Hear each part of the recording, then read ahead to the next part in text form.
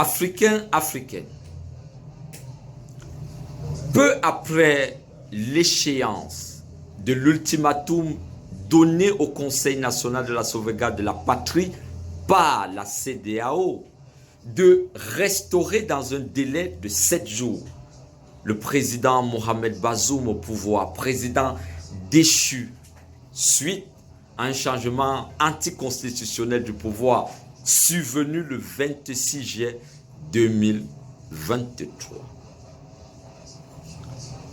Après l'expiration de cet ultimatum, l'organisation régionale ouest-africaine, la CEDEAO, a reconvoqué un nouveau sommet extraordinaire qui va se tenir à Abuja le 10 août 2023 sur la situation politique qui prévaut au Niger.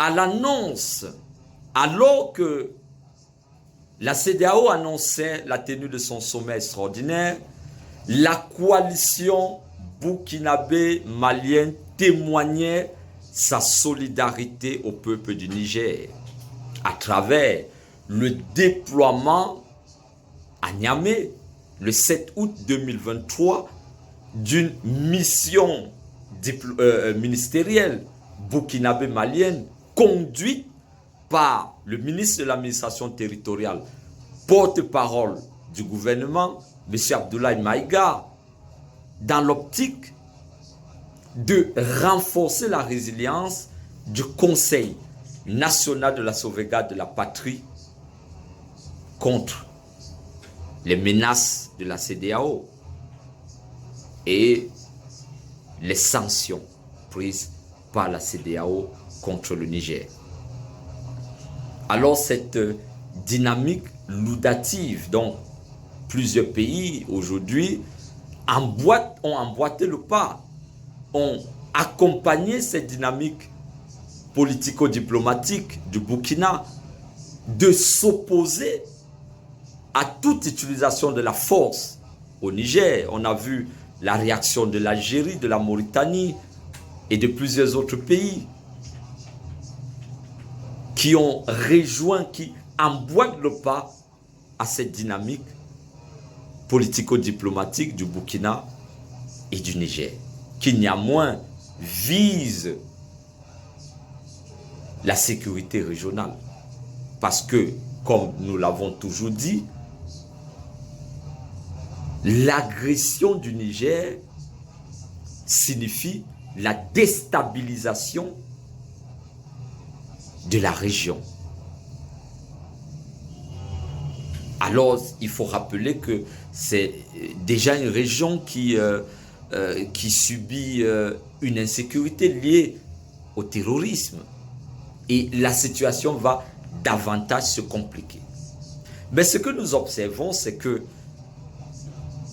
la CEDEAO, aujourd'hui isolée dans sa dynamique de coup de force, va certainement se rétracter. Mais le Conseil national de la restauration de la patrie, ou du moins le peuple du Niger dans son ensemble, ne devrait pas seulement redouter les sanctions qui pèsent sur le Niger, mais redouter la formation d'une éventuelle opposition au Conseil national de la sauvegarde de la patrie et qui pourra se doter d'une force armée qui va bénéficier d'un soutien logistique des ennemis du Niger. Nous avons vu la mise sur pied, la création le 8 août 2023 du Conseil de la résistance de la République qui regroupe aujourd'hui plusieurs ministres ou plusieurs soutiens de Mohamed Bazoum. Mais pour le moment, c'est encore une dynamique civile, mais qui pourra peut-être être instrumentalisée contre le peuple du Niger.